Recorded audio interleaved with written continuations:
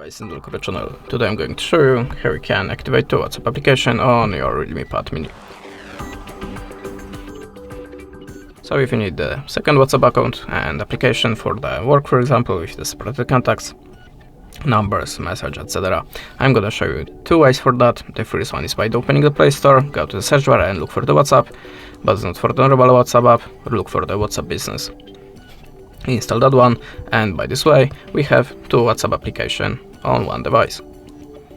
That was the first method. Now the second one, we have to open the Play Store and look for the Dual Space app. Choose one of them and launch it. Agree the terms in this app. Choose allow to grant the permissions to the files and tap on the WhatsApp icon. And now whole process starting automatically, and now we are creating next WhatsApp application on one device.